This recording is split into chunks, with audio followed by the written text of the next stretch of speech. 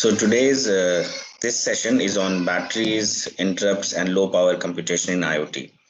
In the schedule that I had sent, I had not mentioned about batteries, but I thought I will talk a little bit about them as well because they play a very important role in the design, implementation, and rollout of IoT systems. So the outline of this talk would be something like this. So we'll first learn a little bit about batteries. Then we will learn about some basic concepts for energy efficient computing. Uh, I'll just touch upon the basic concepts because there are a lot of things there, but I think the basic concepts are important. And these concepts are for energy efficient computing. So they could be applied not just to IoT, but to any computing system that you design and you're looking at energy efficiency. Then we look at power efficient modes in microcontroller units. So we'll take one microcontroller as an example, and then we will see what are the different power efficient modes available and how they can help in the operation of IoT systems. Then I will talk a little bit about interrupts in IoT devices. Actually, interrupts are important, but not that important in IoT systems because you don't typically interact with a lot of external forces. But we'll take a look at that and then we'll conclude. So the first section is a little bit about batteries. Now, I guess all of you are familiar with batteries, and we all use batteries in our smartphones, in our laptops, even in toys that kids play with. Now, IoT devices are also battery powered, mostly. Okay, when I say IoT devices, as we discussed earlier, we typically refer to the edge devices. So I'm not referring to gateways and routers and all, which are generally powered. And these are battery powered devices. So battery powered means that the application code that runs on these devices, they need to be optimized for energy and power efficiency. So that is the software part of the design, where you look at the code that you have developed that is running on these devices and how you can make them better from an energy and power efficiency point of view. Then the processors or microcontrollers that are used, they should have an energy efficient architecture. They should support energy efficient architecture, you know. So that is the hardware part of that is the hardware part relevant to battery powered systems. And then the third point is the selection of the battery. So battery should be selected properly by looking into the expected lifetime of the application or service. So when you are deploying a system, an IoT system, you would have some estimate, reasonable estimate of how long that system is expected to operate. And accordingly, you would select batteries. So if you look at the data sheets of battery manufacturers, you will see that they have in the product catalog, they have recommendations. Like this group of batteries is for, say, a product that would have a lifetime of, say, around 20 years. This set of batteries is for a product that would, say, operate for, say, around 5 years. This set of product of batteries is for, say, those systems which need high drain current. So those kind of recommendations you would find in the product catalog, a data sheet of manufacturers, and they should be taken into consideration when you are designing, when you are thinking about your IoT system. Normally, we don't worry too much about batteries because most of us don't really work on commercial and deployable solutions. But for companies which provide IoT services or IoT systems, this is a very important factor. So what kind of characteristics should the batteries have that that they can be used in the IoT system. So the first point is very simple, that they should be light and compact batteries. Okay, so they should not be heavy. Long time back, I'm quite sure all of you would have seen those torches, the torch where you could remove the cap at the back. So it's a long torch with a lamp in the front and the cap at the back. You remove the cap and then you put in alkaline batteries, which would be, thick and cylindrical. So we are not talking about such kind of batteries in general in IoT systems. We're talking about light and compact batteries, which should have high energy density and they should be able to provide high voltage.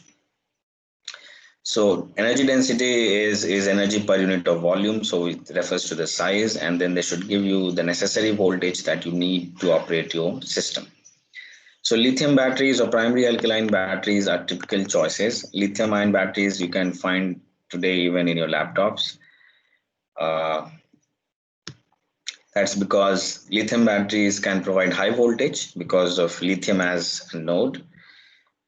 These batteries, they also have high energy density, which is energy per unit volume, compared to zinc oxide batteries. So zinc oxide batteries are the other class of batteries. Then the lithium batteries, the electrolyte contains no water. Hence, you can use those batteries at low temperatures, because water has this tendency to freeze at low temperatures. So if your battery has an electrolyte which contains water, then the performance of that electrolyte is going to degrade at low temperatures. Okay? And there are also specialized electrolytes which can sustain very high temperatures. So lithium batteries which can operate in the range of 100 degrees Celsius and such high temperatures, they're also there. But then the electrolytes that they have, those are specialized electrolytes. Okay, so if you look at a battery data sheet, from a battery manufacturer, especially one that manufactures batteries for IoT systems, you will find all this kind of information. And I think here all of us are from electronics or computer science or IT backgrounds. I think one or two of you are from management background, but batteries are largely about chemistry. But at least for your understanding, the chemistry that you have to understand is not so complex. So basic what the electrolyte contains, how the electrolyte would behave at different temperatures. It is this kind of information that would be of interest to, say, somebody who is designing an IoT system. So when we are selecting batteries for IoT system, what are the points to consider? So I'll touch upon some points, not all of them. You can read other detailed white papers and guidelines, especially from battery manufacturers regarding this, but I'll just touch upon some important points. So here the point number one is the environment in which your IoT device will operate. And why is this important? So let's say you have an IoT device, say a smart meter, that you have to use that you have to deploy in, say, a very cold region. Okay, so say in areas where the temperatures in winter, they fall to below 0 degrees Celsius, sub-zero temperatures, minus 40, 50, like that. In fact, later on we'll talk about one particular battery type a little bit, and there is a case study on what kind of batteries should be used in such smart meters. Now, if you look at this graph here, this graph shows, this is for AAA alkaline batteries from Energizer, which I assume all of you are familiar with. Energizer batteries. You can find it in a department store or in a shop near a house. So what does this show? It shows the voltage drop in the battery. It shows the voltage drop in the battery at different temperatures.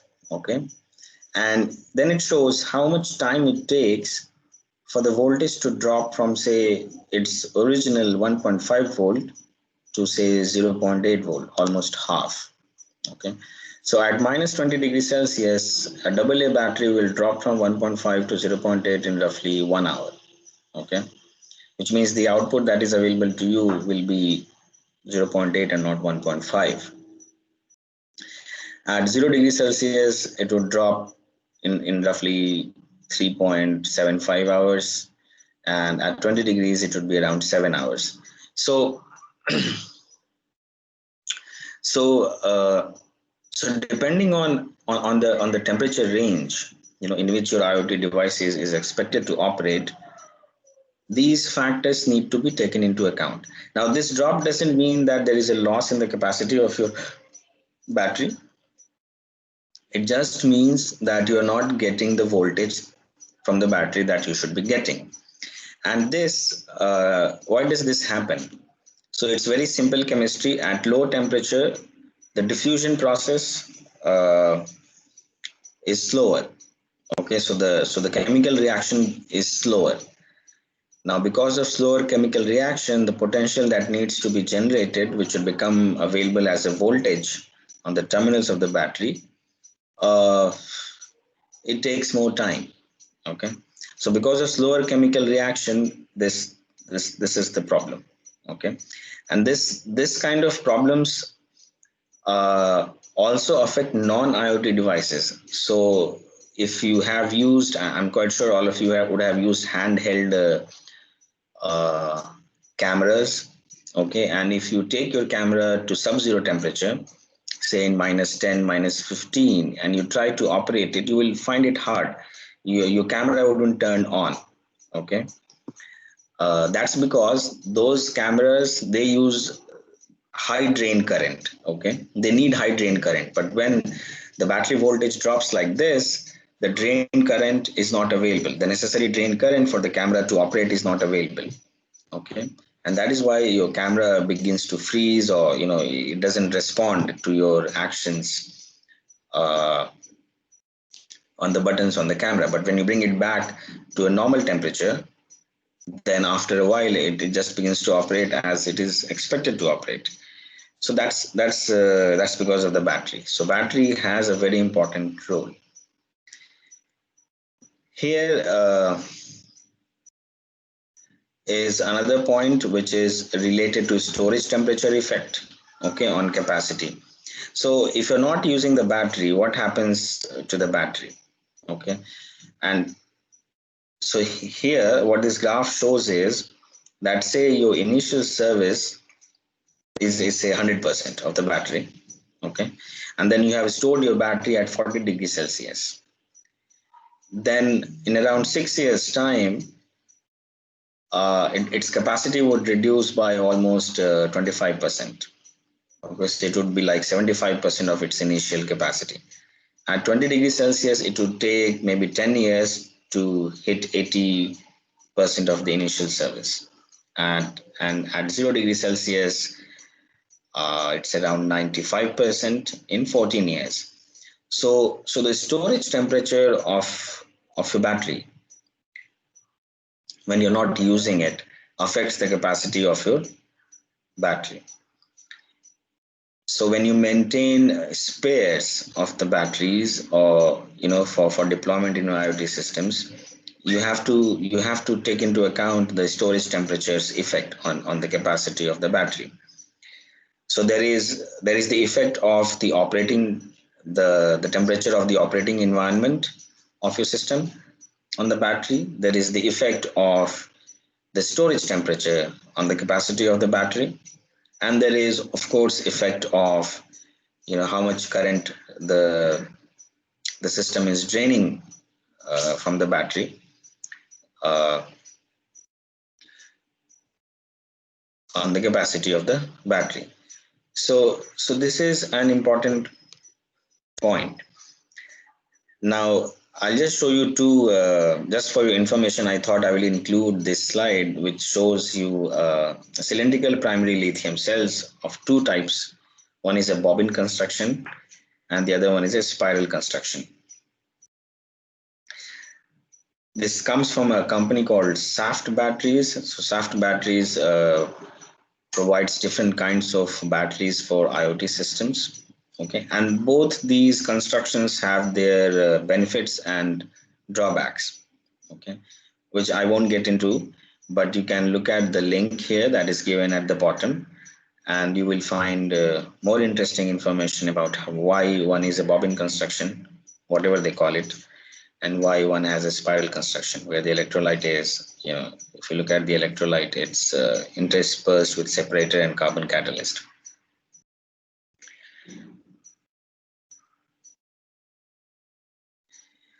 Then point number 2 that you should consider when choosing a battery for your system is the energy budget of your system. Okay. Now, a typical design can have a budget where 20% of the battery capacity is for transmit activities. So if you have an IoT device, an IoT node, if it is going to transmit some data, then you would apportion, say, 20% of the battery capacity for the transmit purpose. If that device has to receive some commands over a network, then you would allocate, say, 30% of the battery capacity for receiving commands. And then if your IoT node is going to collect some data and perform some self-maintenance, then you would allocate, say, 20% for that. Okay, so that's it. This is a typical design budget. This, of course, depends on the applications. Okay. And then the balance 30% is to support system sleep or idle modes. Okay, which is where the microcontroller or microprocessor that is there on the IoT device would need battery to get into sleep or idle modes and come out of sleep or idle modes. Okay. Now this budget is something that when you are designing your IoT project from a deployment point of view, you have to think about these things. Okay. And accordingly come up with your solution. And this happens in the industry. It's not just related to IoT design, but say you're building any computing system, you will be given a power budget. Let's say your device has to operate at a maximum or dissipate a maximum of 2 watts of energy. Okay. So that means you have to look at all the modules in your design, all the blocks in your design, and then allocate proportionately, okay, so that you don't cross the limit that has been assigned to you. Okay, so this kind of things come with practice and an attempt at trying to solve some real problems and deploy them, not just solving them but also deploying them. Okay. So there is an interesting case study. There are quite a number of case studies. I have just listed here one, which is from Saft Batteries. So this is about Saudi Arabia's project on optimizing and streamlining water distribution and consumption.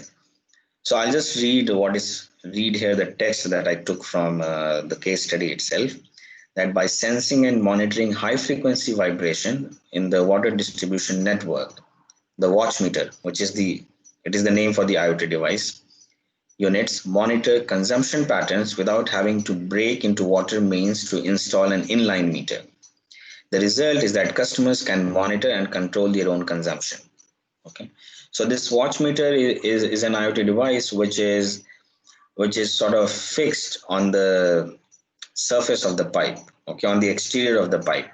So it's not an inline meter where it has to let the water pass through it to understand the consumption pattern.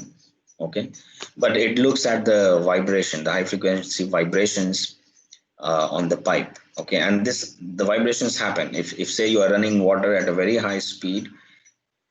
You would feel the vibration. I mean, you may not feel the vibration, but then the watch meter or devices like this which have vibration sensors in them, they will feel those vibrations, which can be converted into a value to understand what is the speed at which water is flowing through the pipe, how often the water flows through the pipe, and that could be used to estimate the consumption. Okay, but then it also says that the Saudi climate represents a challenge as heat causes many batteries to experience premature aging. So as we have seen earlier, that the capacity of the battery decreases with increase in temperature. So I'm quite sure all of you are familiar that Saudi Arabia has high temperature climate. Okay, so because of that, the batteries there, they tend to, you know, uh, they tend to get old rather quickly. Okay, so what is the solution? So they have soft batteries, has some batteries for high temperature operations. So it is those kind of batteries which run the watch meter. Okay, so they also have some other case studies like the other one that I mentioned about low temperature smart meter solutions. So if you are deploying smart meters in a region where the temperatures are normally sub-zero, minus, say, in the, and not only sub-zero, say they go to minus 50, minus 60, then then how, what kind of batteries those smart meters should have. Okay, okay, so that was a little bit about batteries. I hope with those few slides you would be interested to learn more about batteries. Typically we don't care about batteries, we take it for granted, and we don't also teach about batteries in our curriculum, whether it is computer science and engineering or electrical and electronic engineering. We don't teach about batteries, and we don't teach about batteries in chemistry also. Okay, maybe we touch upon some chemical equations or chemical reactions, and that's all.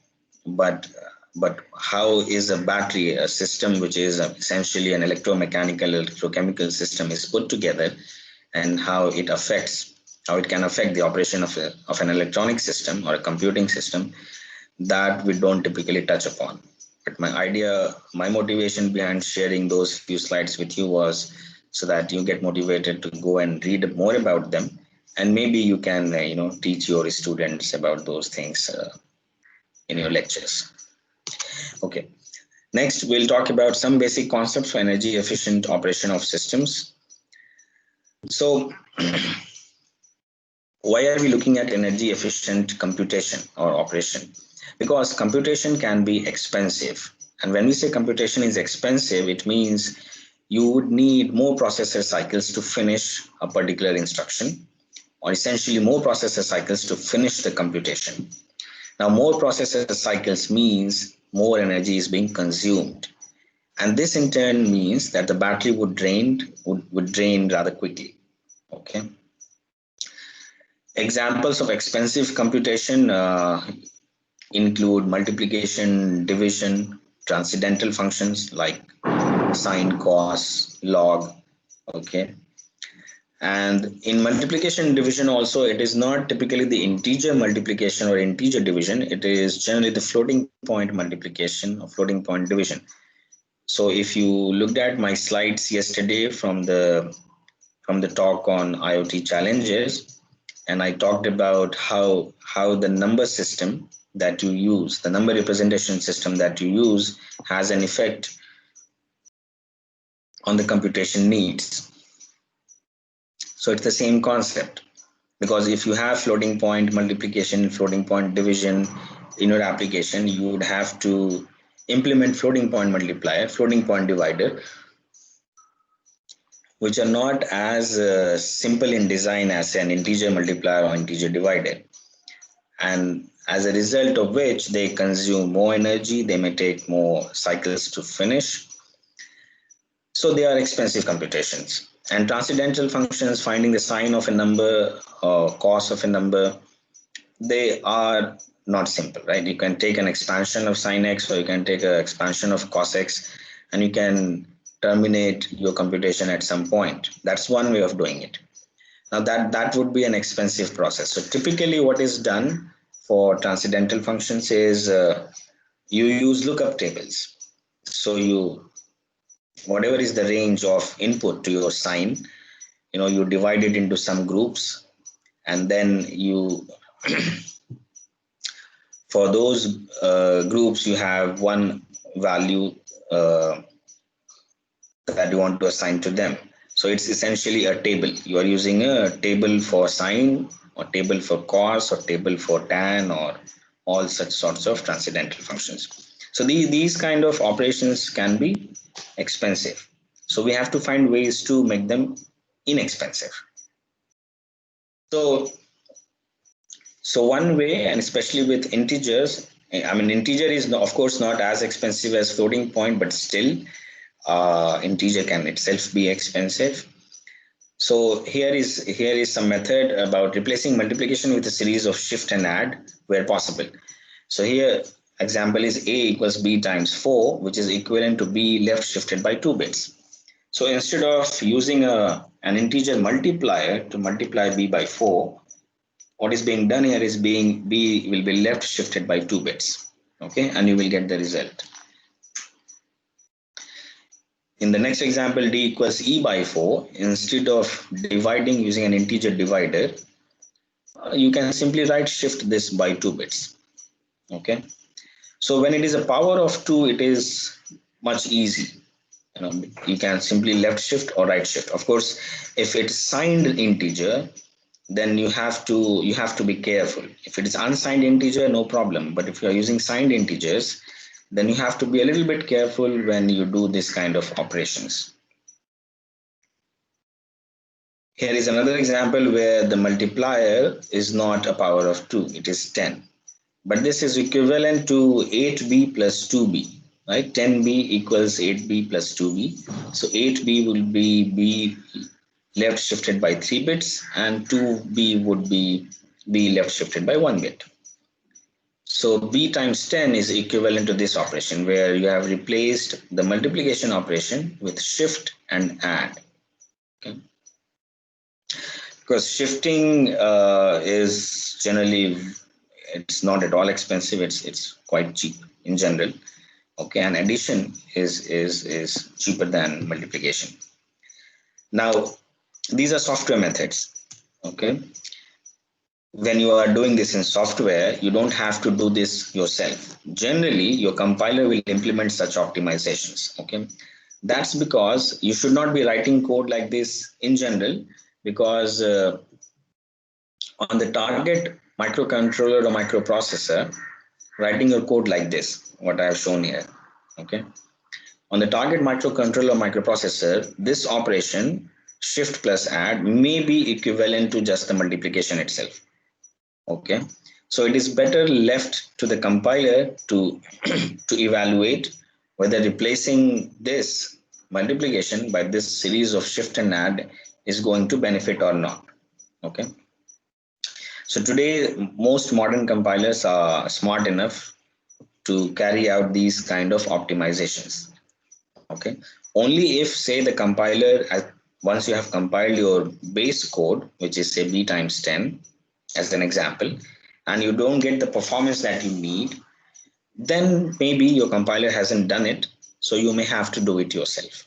Okay, so the golden rule for applying any optimization is to first run your baseline code where you have not implemented any optimization, and then if that doesn't meet your goals, then you add optimizations to it. However, if you are doing b times 10 in digital hardware, so if you're designing digital hardware, then no Verilog compiler or VHDL compiler will convert b times 10 into a series of shift and add.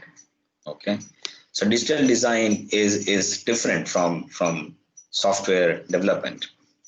So so if you are going to design a hardware block that makes use of say b times 10, then if you want to replace that with a series of shift and add, you have to do it yourself. Okay, you have to literally replace this multiplier, this multiplication operation, with a series of shift and add in your design. Okay. Then we have this concept of clock gating, where we gate the clock. So all synchronous designs use clocks. So most of the time when we talk about digital hardware, we talk about synchronous designs, which means the designs operate using a clock. And in hardware, it is the switching activity that leads to power dissipation, right? So we have a formula for dynamic power dissipation where the switching activity A and the frequency F and the operating voltage V, these are the parameters. Okay, so if you gate the clock, then the switching would not happen because that block would not switch. There will not be any transition on the signals. So if you have done some coding in Verilog or VHDL, you would know that they are always add constructs in Verilog for clock, and similarly there is if clock and tick clock constructs in VHDL.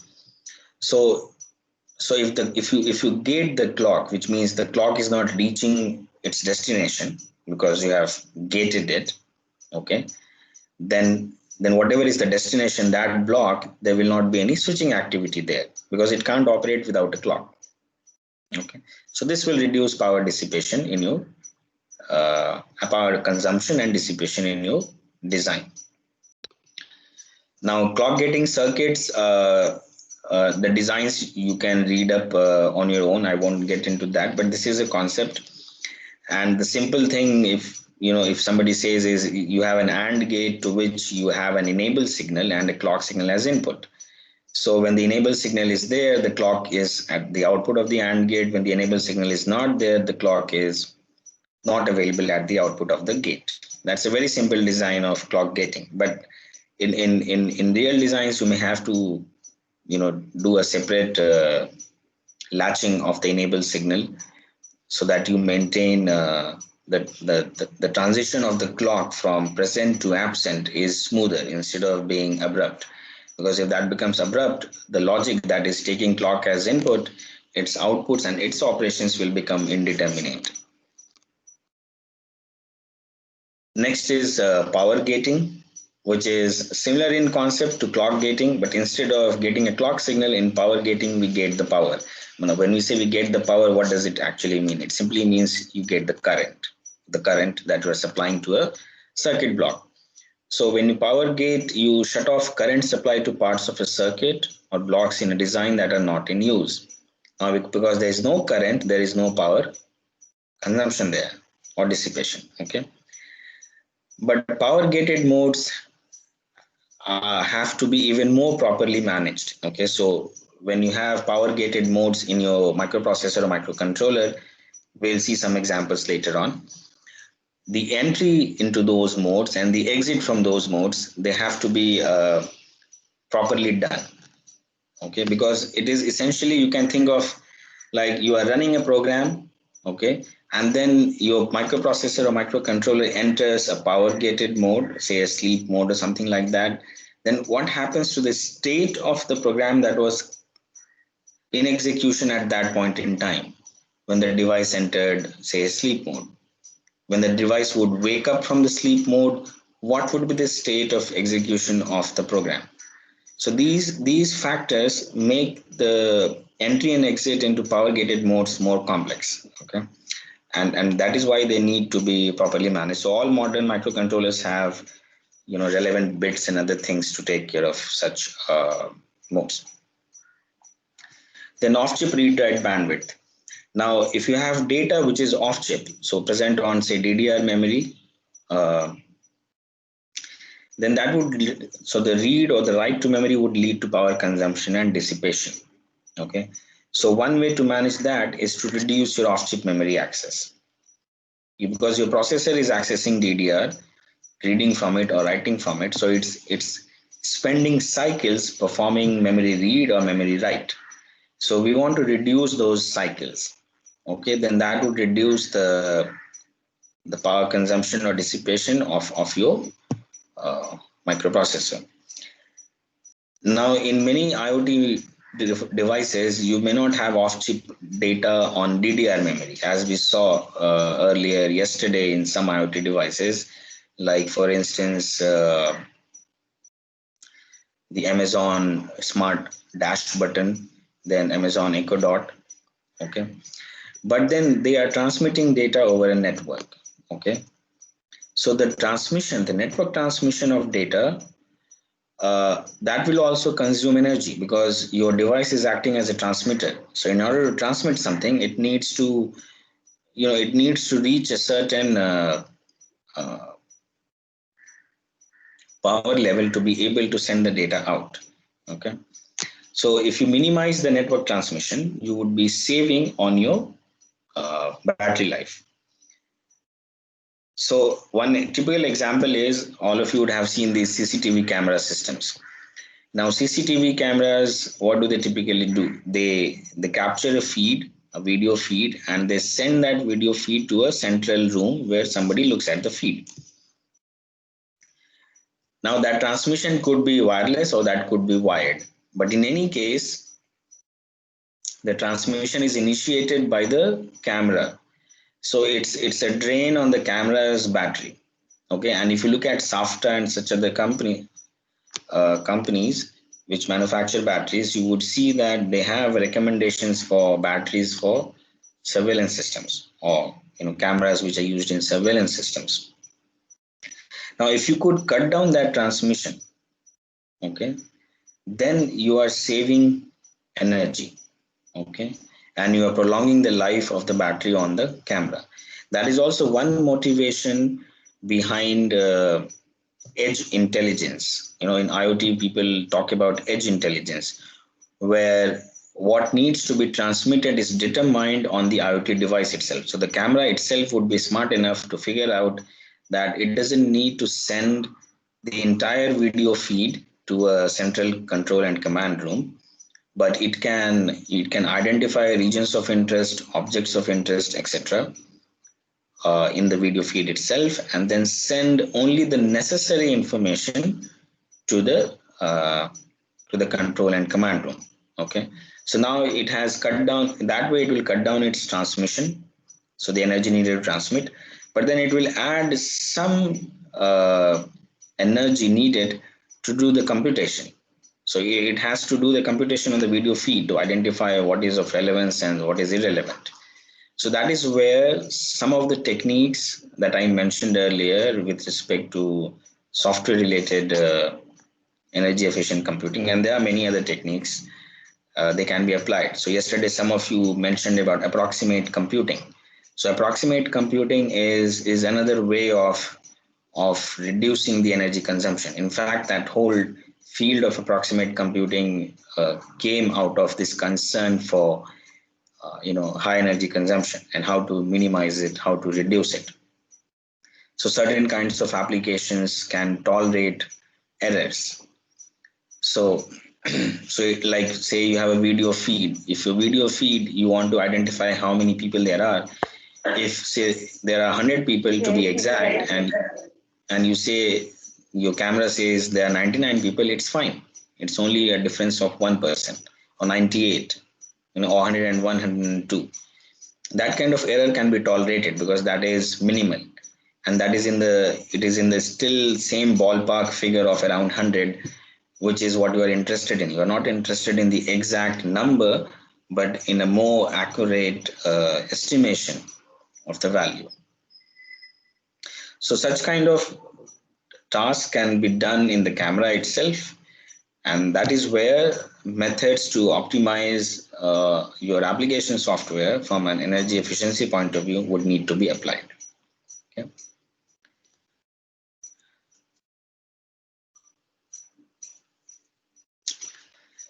So this was about some concepts related to some basic concepts related to energy efficient computing.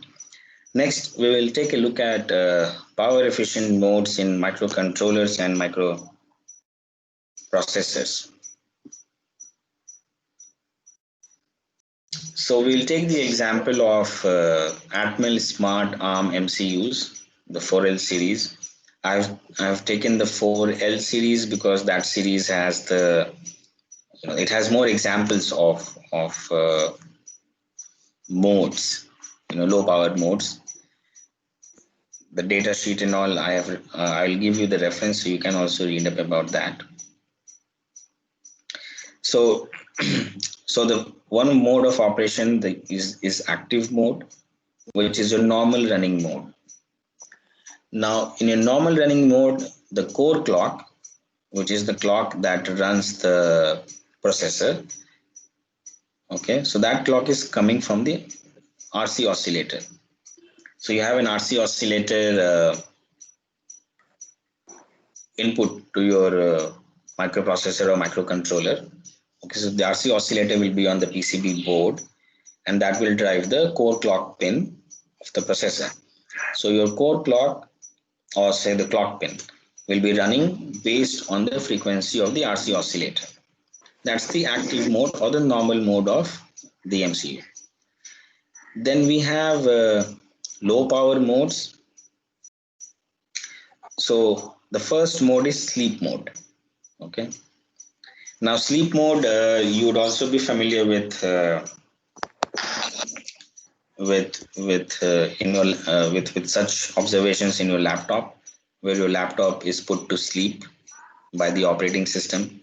So you can configure in Windows how long should, say, your screen remain inactive for the OS to move your laptop to the sleep mode, your system to the sleep mode.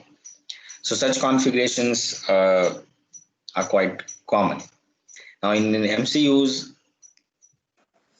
sleep mode is also a low power mode. So what does it do?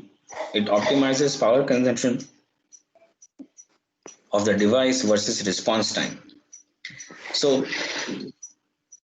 response time is that the microcontroller has to respond to a certain activity. So say if a microcontroller is part of an IoT temperature sensor device, so whenever a new temperature is read based on some logic, okay, it has to respond to it. Okay, it has to maybe write it to some register, or maybe transmit it to some place. So it has to respond. So if it is in sleep mode, it has to wake up from the sleep mode. So by putting in the sleep mode, your device is not active, but you should look at how to optimize this trade-off between power consumption and the response time. Okay. In this mode, only the core clock is stopped and peripheral clocks are running. So if you remember from your microcontroller lectures that you would have taken, or architectures that you would have seen, microcontrollers also have peripheral clocks in them, right? So if, like for instance, I showed you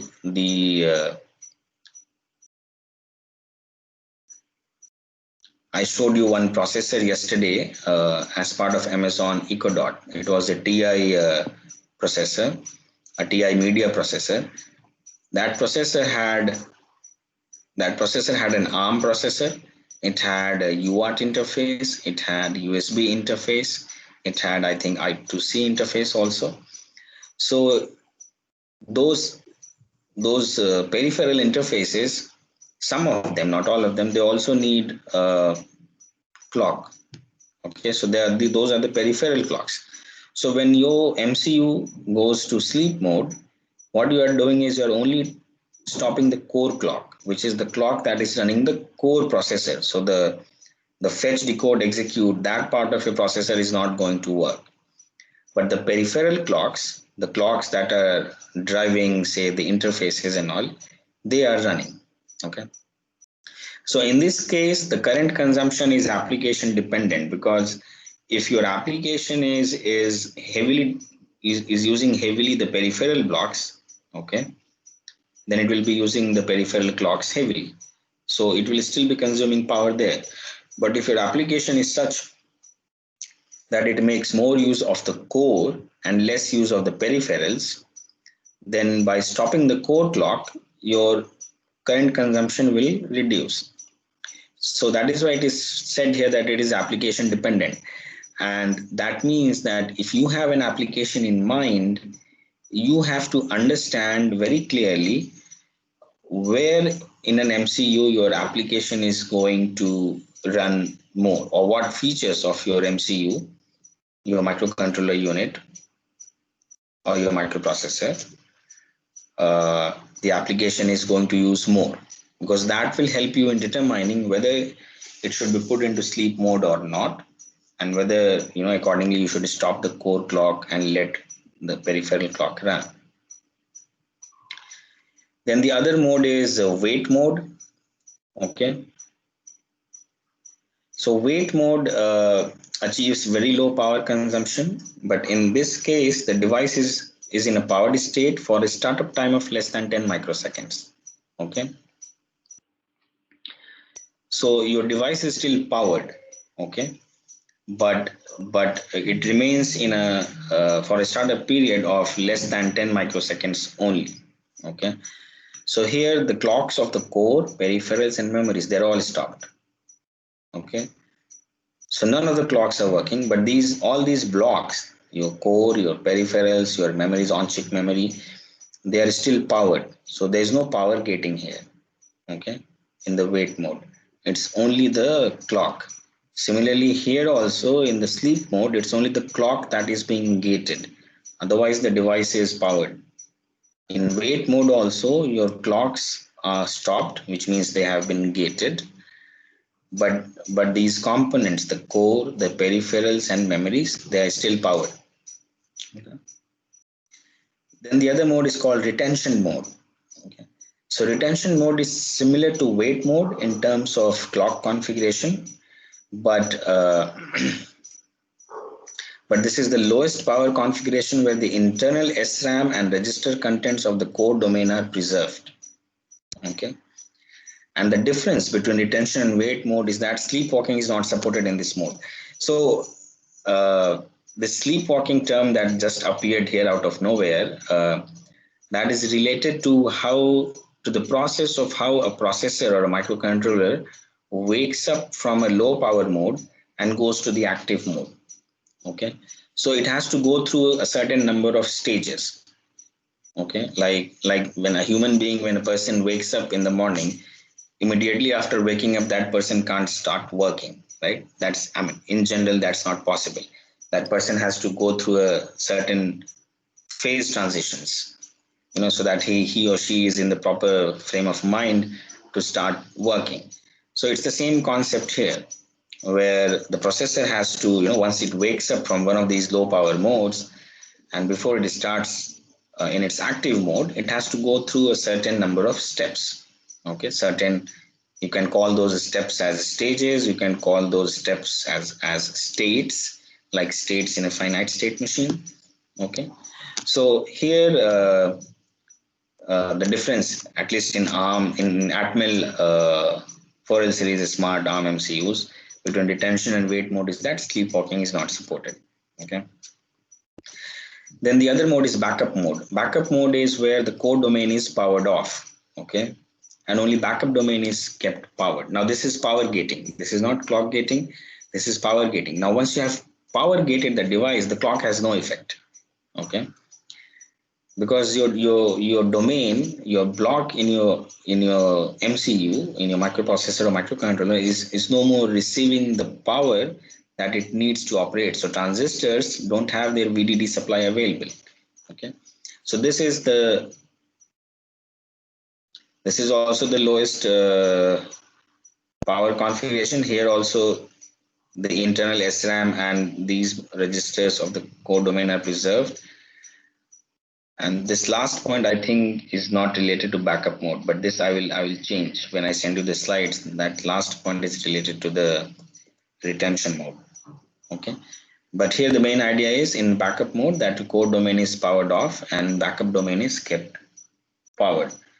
So how does these all different modes, how can you use them, all these different modes? So this is the low power mode configuration summary for this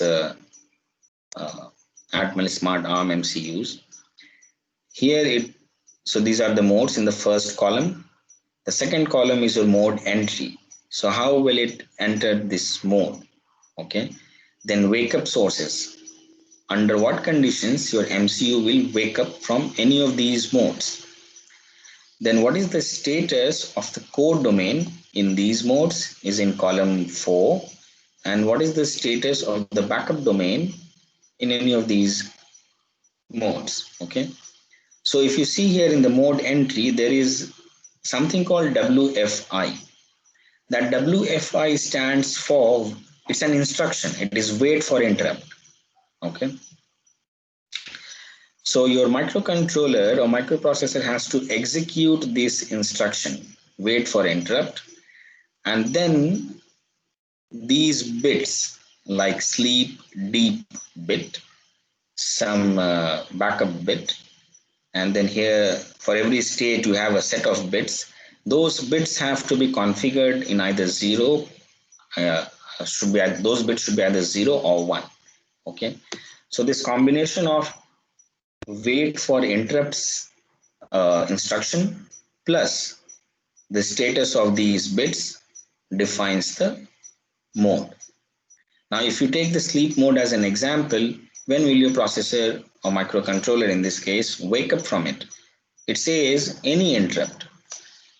So any interrupt that arrives as an input to this MCU, it will wake up this MCU from its sleep mode. Okay, and in the sleep mode, it says that the core domain CPU clock is off, other clocks off depending on the BPM PMCon sleep field. Okay, so that is another bit uh, bit field in a register. The backup domain clocks off depending on the PMCon sleep field.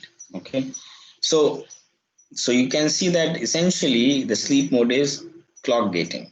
Okay, and whenever an interrupt arrives, your MCU will wake up from the sleep mode.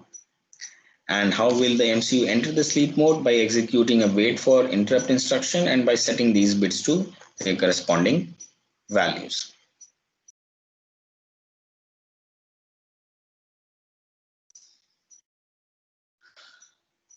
So there are ways to access these bits and set them to 0 or 1. So by writing to certain registers, so these bits will be part of certain registers. Okay, so my MCUs and microprocessors, they have different kinds of registers. You have registers which are used for computation, and then you have registers which are for some configuration state. Okay, so these are essentially registers for configuration state. You can access those registers by writing code to them. And if you read the documentation of the corresponding MCU, the software development guide for the corresponding MCU, you will find how to access those registers and set these bits. Okay. So in your software application, when you want your processor to enter a sleep mode, okay, you would have to write, certain functions to enable the execution of WFI instruction and the setting of these bits to 0 or 1. Now, other than these modes that are available, what techniques can be applied to achieve low power consumption on an MCU or microprocessor? So there are quite a few. One is the operating voltage effect on power consumption. So it is well known that power consumption increases proportionally to the square of the device supply voltage. Okay, so if you remember your dynamic power consumption equation, there the dynamic power is proportional to square of the supply voltage. So if you use only as much supply voltage as you need, then your power consumption would be lower. Okay, and in places, in parts of the design where they don't need to operate, you can just power gate them, then you would be saving reducing your power consumption accordingly. Operating temperature's effect on power consumption. The consumption increases with increase in operating temperature. This and the reason is that the current that your system draws from a source, a power supply source, has a relation with the temperature. So you would have also observed that one common observation that you would have seen is, I'll give you an example from your laptop, that your laptop, when it begins to heat up, your fan begins to run. But gradually your fan becomes much more faster because your your laptop is generating more and more heat. So there is an avalanche effect that happens in some cases where the temperature increases and your cooling has to be much more stronger. Now, the important point to note here is that unlike your laptop or desktop, IoT devices have no fan on them, right? your mobile phone has no fan in it. So there is the only way they can dissipate energy physically is through their structure, through their casing or through their package. Okay, there's no external fan available to take away the heat. So there might be some heat sink and all available on the PCB, but the concept of the fan is not there. So this makes the concept of low power computation or operation for IoT devices even more challenging, because you don't have as many options as you would have with other typical systems to get rid of the heat. Then operating frequency's effect on power consumption. So active mode or the normal mode is directly proportional to the operating frequency of CPU. So that again comes from the power formula, the dynamic power consumption formula, where it is proportional to F. Now, a lot of MCUs have GPIO pins, okay, and there is a method to deal with unused GPIO pins. So if your design is not using all the GPIO pins, then what should you do with them? Should you leave them as it is? Generally, that should not be done, okay, because floating pins have leakage current associated with them, which results in your MCU consuming additional power, which is of no use, because anyway those pins are not being used for anything. So why should they consume some power, right? So to deal with these things, all MCUs have a GPIO configuration in which they consume least power, and unused GPIO pins should be configured accordingly. So whichever GPIO pins your device is not using, you should configure it according to the MCU documentation guideline, okay, so that they don't consume the power. So they're not in the floating state. Those pins need to be either, in some cases pulled up, in some cases pulled down, or something else could be done, okay, so that they don't consume power. This here is just, I thought I'll just show you this diagram. This is again from the ARM same Atmel processor. This shows power scaling and power saving mode overview. Okay, so here is the run state, okay, then sleep state, wait state, retention state, and the backup state. Shows that the power save modes increases. So you go in the backup mode, there's core domain power is off, okay, whereas in CPU mode only the clock is off. So as you go from top to bottom, you start shutting off power supply, okay. And then there is power scaling in terms of frequency. So first column you have maximum frequency of 36 megahertz, where your flash memory is running at nominal speed, nominal voltage of operation, and a particular configuration bit is set to 0. We move to the frequency of 12 megahertz, so you have brought it down. In this case, the flash memory would operate at the normal speed, the flash memory that is associated with your microcontroller, but there will be reduced operating voltage, and this configuration bit is set to 1. Then you increase the maximum frequency to 48 megahertz. Now your flash will be working at a higher speed, but voltage would be nominal. It's not that your voltage would also increase for operation of your device. And this .ps bit is set to 2. And it shows here that from reset, when you reset your device, if say this is the configuration of your device, when you reset it, it begins in the run 0, this run state. From run state, it can go to sleep 0 state and come back to run state. From run state, it can go to wait 0 state and come back to run state. From run state, it can go to retention state and come back to run state. And from run state, it can go to backup state and come back to run state. From run state 1, it can go to run state 0, it can go to run state 1, which is reduction in the frequency of operation and reduction in voltage. But from run state 1, you can't go to run state 2 directly.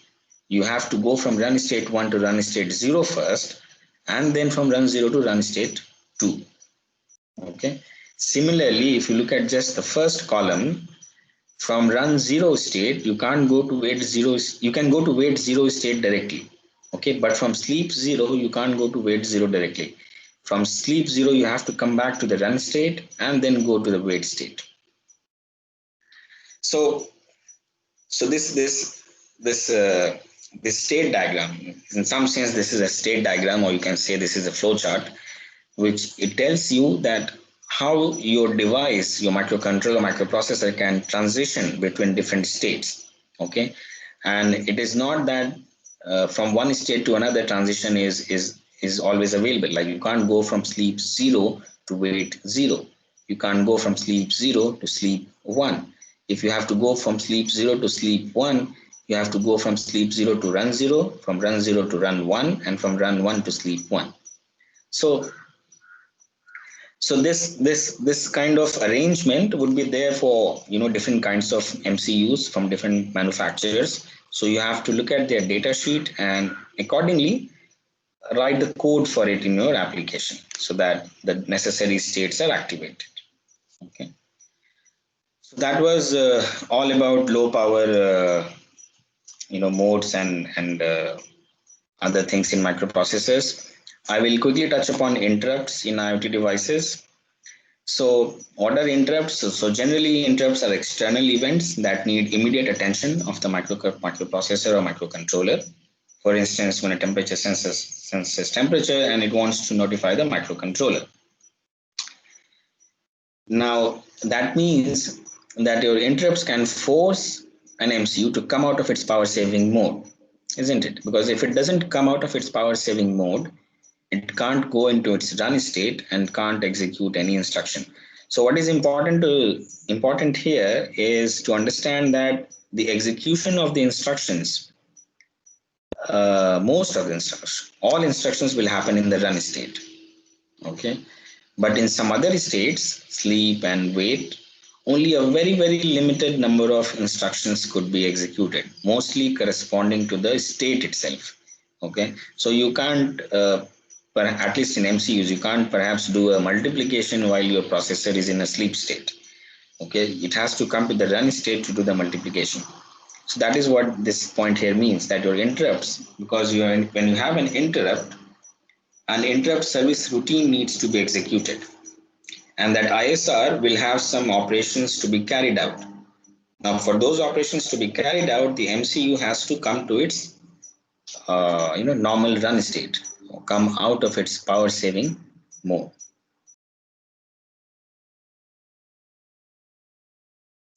Now, in terms of types of interrupts, we have, you might remember, we have two basic types, maskable and non-maskable interrupts. So maskable interrupts are interrupts which can be put on hold for some time. You don't have to attend to them immediately.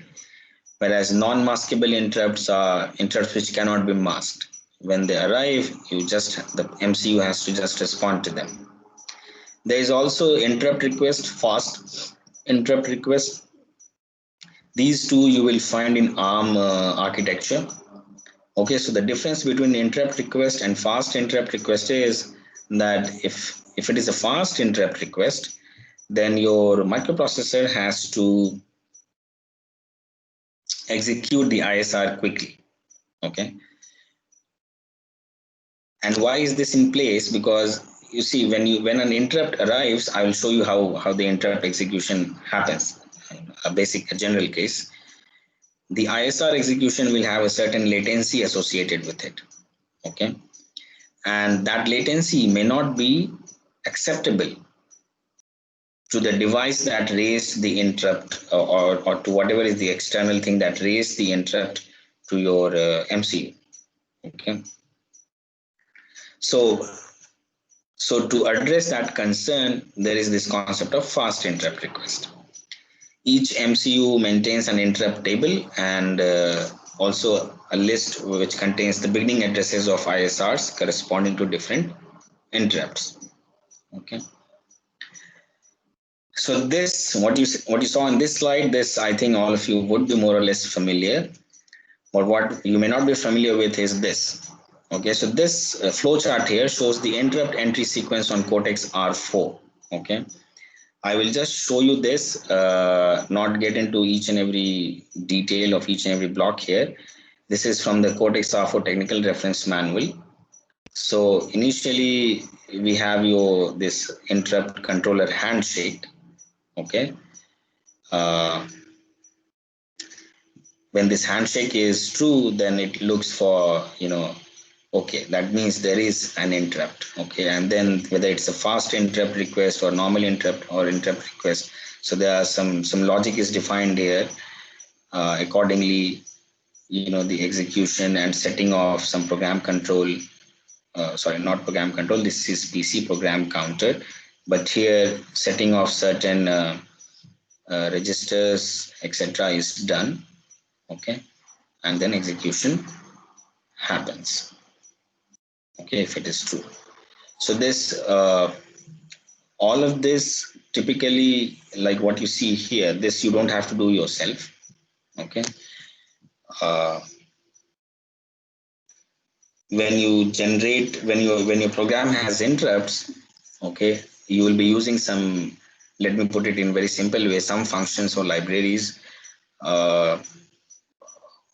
which are part of the software development kit for the microcontroller microprocessor, which will be responsible for generating all of these things. So essentially what you see here, this flowchart, this will happen inside the microprocessor.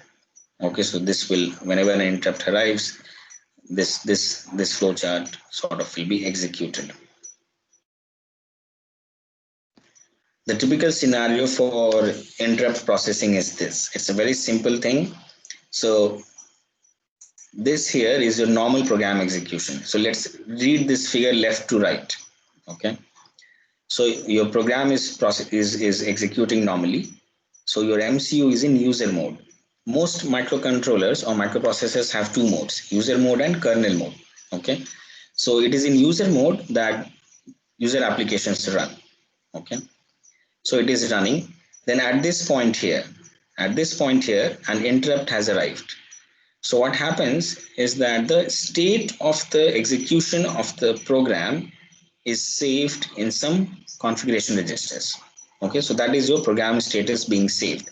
So this red line shows that this is the time spent once the interrupt has arrived in saving the program status. So it is during that phase that all of these things are happening. Okay. So the program state has been saved. Once it has been saved, then the control is transferred to the corresponding ISR or interrupt service routine for execution. And when this is happening, when this program status is being saved, your MCU switches from user mode to kernel mode. So kernel mode is a protected mode of execution where certain activities are done which normally you can't do in user mode. Okay, so you can't access or write to, at least you can't write to configuration program status configuration registers in user mode. Okay, so that is why this switch happens in the kernel mode. So now the ISR execution happens. Once the ISR execution is done, then your program has to go back to the point where it stopped. It stopped here, right? So it should go back to that state when it stopped. So that state needs to be restored. So this is the phase, this blue line is the phase where the program status registers are being read to restore the state of the execution of the program before the interrupt arrived. So this is done, and then from at this point, your user mode, your processor or MCU switches back to the user mode and the normal program execution continues. So this is how typically an interrupt would be handled. But you have to consider certain points here when interrupt processing. One is interrupt latency, okay, which is this. Effectively, you can, it's effectively this green line. Then multiple interrupts. You see, if once you have started processing an interrupt, what happens if another interrupt arrives? Okay, and that interrupt could arrive here when you have started processing one interrupt, or it could arrive here, or it could arrive here. It could arrive anywhere while one interrupt is currently under processing. So you have to take into account, there are methods of dealing with early arriving interrupts and all. In some cases, where this stage, okay, uh, is, say you have two interrupts that have arrived. Okay, one interrupt is under processing. The next interrupt arrives before the normal program execution has resumed. So this program status, this step here of restoring the program status is skipped. In ARM architecture, this can be done. This is skipped, and one begins executing the ISR for the interrupt that is currently on hold. Okay, while this was being executing. Okay, once that finishes execution, that ISR, only then the program status registers are read to restore the program status. So those are some mechanisms that the solution that I explained to you is called interrupt chaining. And there are other ways also that one needs to read about and implement. And then of course one has to look at interrupt priorities, because interrupts have priorities. So higher priority interrupts need to be serviced earlier than lower priority interrupts. So for simple learning and implementation of interrupts, I would recommend you look at Arduino. Okay, it has very simple. It has only 4 interrupts. Okay, I mean 4 functions related to interrupts. So you can try this. Arduino is also a very cheap board, so you can purchase this board and try the interrupts available on it to learn about interrupts. Get more hands-on. The other concepts that I explained, they're more advanced, but then you can also try them once you have a basic understanding and clarity. So in conclusion, what should we focus on? We should focus on understanding and defining our system and application properly. It's very important. Okay. Then understanding the operating environment, in which environment your system or application will run. Then make use of power modes and minimize unnecessary interrupts. So interrupts which are not necessary, let's get rid of them. Okay, so this is tied to understanding your application properly. So when you are thinking of designing an IoT system, you have to have as much clarity as possible on what your application is going to do, what it is not going to do, how it is going to be used, and so on and so forth. So understanding your system is very important. So that's all from my side. I'll be happy to take some questions.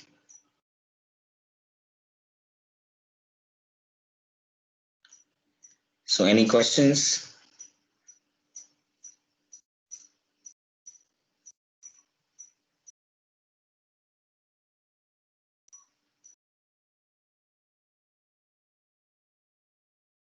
Yes, Mr. Rangababu, please ask your question. You can type in the chat box. That will be easier. Everyone can see the question.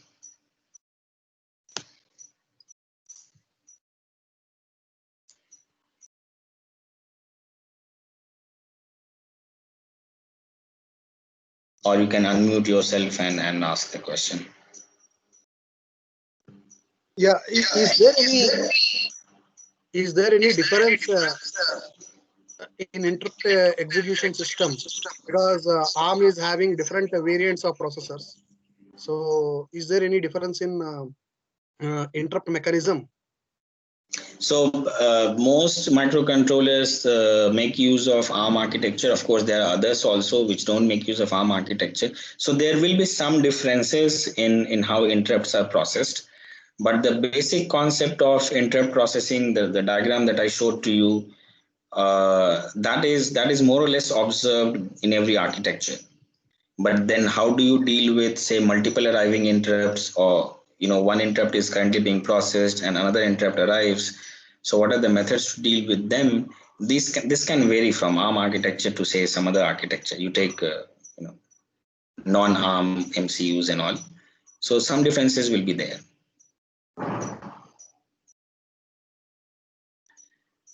Then we have another question, which is if you want to focus on energy efficiency, then do we have to focus on batteries of sensor nodes or batteries of microcontrollers? So essentially, the battery is for your IoT node. Okay, now IoT node will have a microcontroller or a microprocessor. So essentially, the battery is for the microcontroller or the microprocessor. The nodes, the sensing mechanism could be active or could be passive. So if you have active sensors would need some power supply. So then your battery has to, you have to allocate some budget for the active sensor. Whereas if it's a passive sensor, then there's no need of any any power supply to the passive sensor. So for sure your microcontroller, you have to allocate the power budget and think of the battery for your microcontroller. But by looking at the sensor node, the sensing mechanism, whether it is passive or active, you can consider that as well.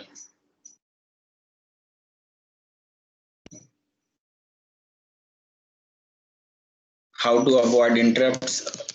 You in real systems, it's very difficult to avoid interrupts. Okay, I mean, any system that interacts with its environment. Okay, any system that interacts with its environment, you can't avoid interrupts. You are interacting with your laptop, you are an interrupt to your laptop. Like when you switch from say Microsoft Word to say browser, all these are taken as sort of an interrupts by your, in this case, Windows OS, to give you the, to allocate resources on your laptop to the corresponding application so that you can use it. So there is no real system that can operate without an interrupt. Okay, next one is regarding power shutdown, whether clock gating is the only solution. No, clock gating is for clock gating gates the clock, whereas you have power gating which gates the power. So there is also power gating, which I showed. So clock gating is not the only solution. You can gate the clock, and the other solution is you can gate the power. So there are if you go too deep into VLSI and all, you will see design of sleep transistors and power supply transistors which are used for these kind of purposes. So clock gating and power gating, two solutions. Is there any thumb rule which helps in deciding the type of battery for optimized uses? There is no thumb rule. Okay, thumb rule is only by looking at how long you want your solution to be in the field. So that is one rule that you can take to look at the different battery categories and decide.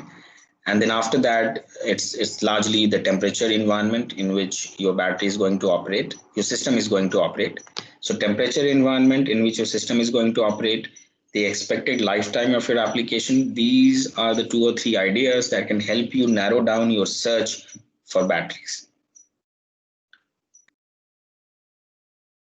Non-traditional and methods of minimizing energy usage sensor nodes or microcontrollers. Non-traditional. I couldn't understand that question clearly. Non-traditional methods of minimizing energy usage in sensor nodes or microcontrollers. One recent, okay, I forgot to mention this. In yesterday's lecture, I mentioned one particular IoT protocol which looks at energy harvesting and those things. So there are also wireless sensor nodes where energy harvesting could be done. So energy is harvested from the ambient environment, and that energy is used to operate the node. So your dependency on your batteries is reduced in that case. So that's, I would say, that as a non-traditional way of managing energy in sensor nodes. So okay, so Mr. Pranav Rajendra, you have one question. You have raised your hand.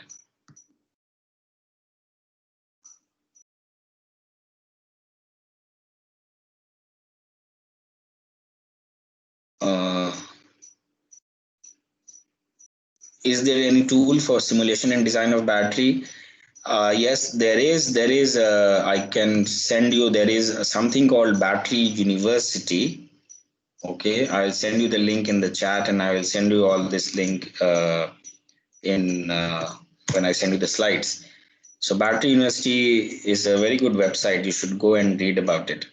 In addition to that, if you look at the websites of battery manufacturers, they will have certain, I mean, not every one of them, but some will have some formulas, some Excel sheet, something for you to try out.